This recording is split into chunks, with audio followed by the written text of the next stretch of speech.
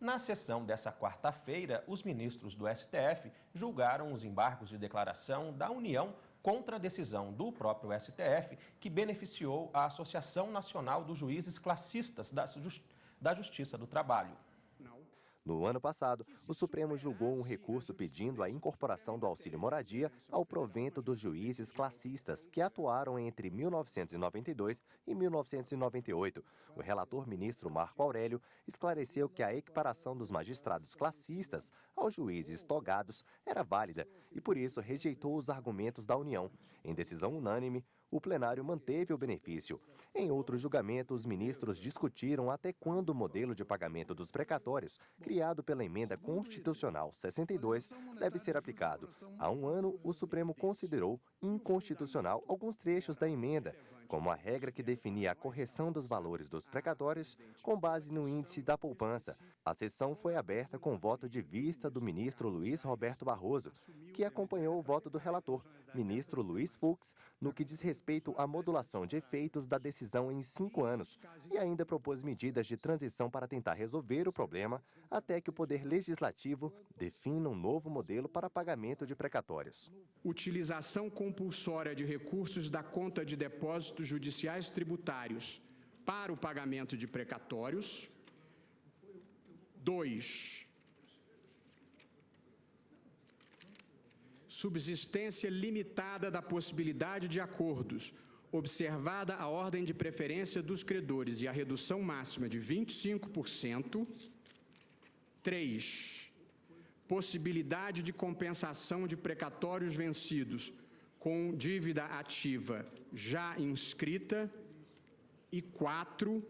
Elevação de 1% da vinculação da receita dos entes devedores que não possam pagar o seu estoque de precatórios sem aumentar esta vinculação em 0,5% em 2015 e 0,5% em 2016. Bom, e a gente continua falando da sessão de ontem. A gente recebe aqui no estúdio a consultora jurídica da TV Justiça, a doutora Gisele Reis. Doutora, boa tarde, obrigada pela participação mais uma vez. Bom, esse julgamento aí não foi concluído, né? Por qual motivo? Boa tarde, Fred. Boa tarde a todos. Realmente não foi concluído e isso se deu em razão de um pedido de vista que foi formulado pelo ministro Dias Toffoli.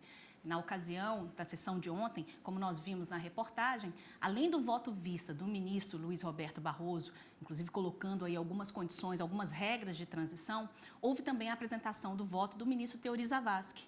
O ministro Teori Zavascki, ele seguiu integralmente o voto do ministro Luiz Fux. Não acatou, inclusive, aquelas regras de transição mencionadas pelo ministro Luiz Roberto Barroso. O ministro Luiz Fux, na sessão de ontem, também fez um reajustamento do voto. Ele havia, quando votou na sessão anterior, ele havia dito que, em relação à correção monetária no que diz respeito às regras da poupança, essas regras foram declaradas inconstitucionais pelo Supremo Tribunal Federal. E, de acordo com o ministro Luiz Fux, esse entendimento deveria retroagir desde a data da edição da súmula. Ontem ele fez uma mudança no seu voto em relação a esse ponto. Para o ministro Luiz Fux, a partir do julgamento do Supremo, que declarou parcialmente inconstitucional a emenda constitucional 62 de 2009, a partir desse julgamento é que deve valer a inconstitucionalidade das regras da correção monetária pelos índices da poupança. Doutora Gisele, falando já de hoje, os ministros também voltam a se reunir, né, logo mais às 14h30 da tarde. Na pauta, algumas ações penais, né? Fred, ao todo, nós temos 5 processos e todos eles são de matéria criminal. Tem sido uma característica na gestão do ministro Joaquim Barbosa de pautas temáticas, de tal forma que às quintas-feiras, na maioria das vezes, o plenário se debruça sobre matérias, sobre temas relacionados à matéria penal. Entre as ações penais que você mencionou, está a 541, em que um jornalista ajuizou uma queixa-crime contra um deputado federal, José Abelardo Guimarães Camarinha, pela suposta prática do crime de calúnia, que é um crime previsto no Código Penal, um crime contra a honra. Ele pede a condenação do parlamentar pela suposta prática de afirmações falsas que teriam sido proferidas contra ele.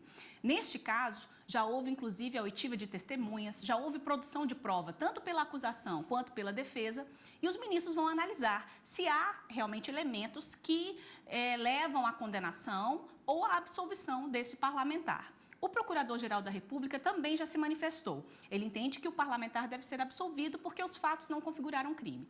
Uma outra ação penal existe uma questão de ordem que está na pauta em relação a uma outra ação penal, também envolvendo o atual deputado federal, mas que na época em que ele foi condenado pelo crime de peculato, ele era deputado estadual. Ele busca no Supremo, na sessão de hoje, anular a sentença que foi proferida pelo juiz da 5ª Vara Criminal de Roraima.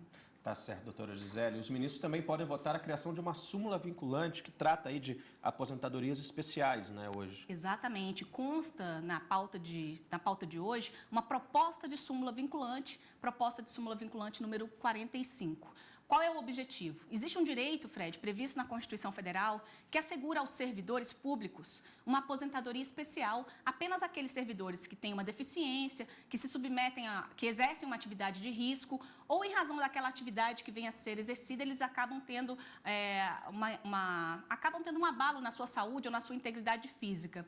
Então, a Constituição Federal estabelece que esses terão direito a uma aposentadoria diferenciada. Só que os critérios e os requisitos dessa aposentadoria diferenciada deveriam ser estabelecidos em lei, e essa lei não existe até hoje. Diante dessa omissão legislativa, houve uma enxurrada de ações, de mandados de injunção no Supremo Tribunal Federal, e o Supremo tem reiteradamente decidido a matéria. É por essa razão que, diante desse entendimento que reiteradamente tem sido aplicado, veio então essa proposta de súmula vinculante, no sentido de que seja aplicado as regras de aposentadoria especial que já existem numa lei de 1991, que essas regras sejam aplicadas, já existem para os trabalhadores do setor privado, que essas regras sejam, enquanto não houver a elaboração de uma lei, que essas regras sejam, então, aplicadas aos servidores públicos por analogia. Então, os ministros devem votar se criam ou não essa súmula vinculante. Tá certo, doutora Gisele. Muito obrigado pela sua participação aqui com a gente. Eu até que agradeço. Semana que vem. Até lá. Boa tarde. Boa tarde.